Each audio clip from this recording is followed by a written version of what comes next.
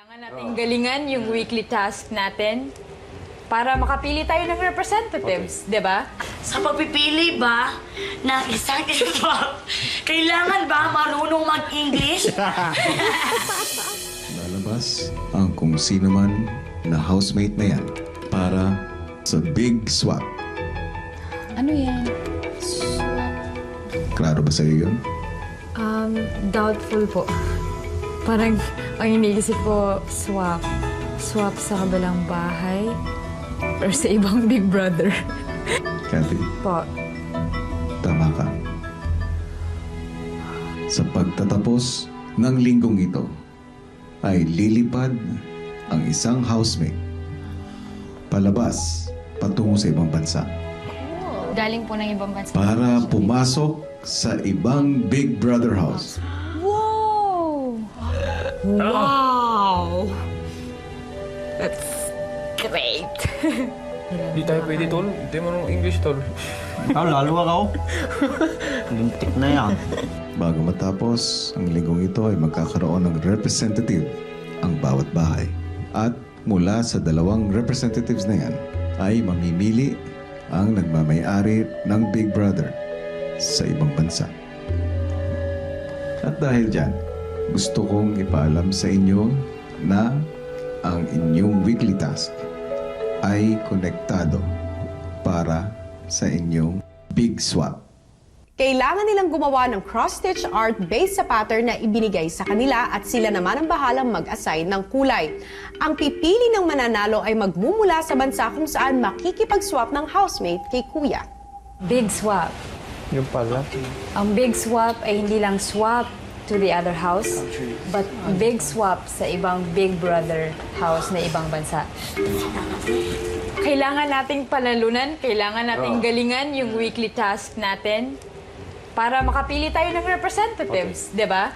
Sa pagpipili ba ng isang iba, kailangan ba marunong mag-English? Para sa suggestion ko, ang gagawin natin, gagawahan ba tayo ng pangalan? Basta para magbubunutan tayo, ganun ang gagawin natin. Kasi kahit hindi gusto makarating o gusto pwede. para unfair naman sa atin. Yeah, of Bubunot course. tayo, ganun. Ganun natin gagawin. Bubunot ng ano? Hindi, pag-usapan, wag na kasi wag na. Pag-usapan muna. Kung sino na lang yung... Hindi pwede. Kahit pagkasabihin natin na, Dalawa kasing representative naman eh. hindi, ibig ko sabihin, kahit na sabihin mo, it can be more because sige, Big Brother will parang decide one. din eh. Hindi naman tayo yung magde-decide talaga. Sila naman. Importante na yung English, tol. Sino magaling sa atin sa cross-stitch? Ako nakasubok na ako. Cross-stitch. Agad na pinagplanuhan ng bagong housepay kung paano gagawin ang kanilang weekly task. Kasi ito yung picture, ito yung mga kulay, ito yung mga DMC. So, kailangan lagyan natin ng kulay muna bago pa natin i-start na bubuk talaga sila pa isa-isa. ang butas ang bibilangin. O, ganyan yan! Yes. Bibilahin talaga. Bibilangin yan. Bibilangin mo Kaya mga apat dapat ang Sira yung mata ko, tol. Ikaw, sige, sira yung mata mo. Alin dyan ang bibilangin?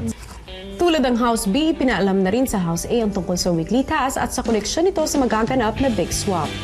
So kung tayo yung mananalo, the representative will come from us. Pero pag natalo tayo, manggagaling sa kanila.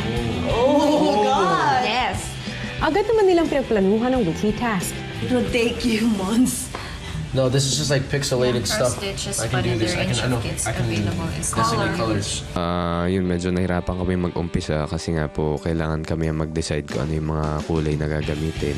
Pero since nandiyan naman po si Tom na isang magaling na artist, natulungan po kami kaagad. Kapag may pattern, oh my God, madali! Ang colors lang, walang colors lang ang kailangan nating pagdesisyonan. Lagyan ni Tom ng colors yan. Ano, ang color. Yung natural color. Ito yung dun sa pattern. Pero ang inaakala nilang simpleng task, Makakalito talaga. So pag ganun tayo lahat, mami yan. Hirap nito. Bibigyan ko kayo ng tsansa na mailipat ang isang housemate galing sa kabilang bahay papunta sa inyong bahay.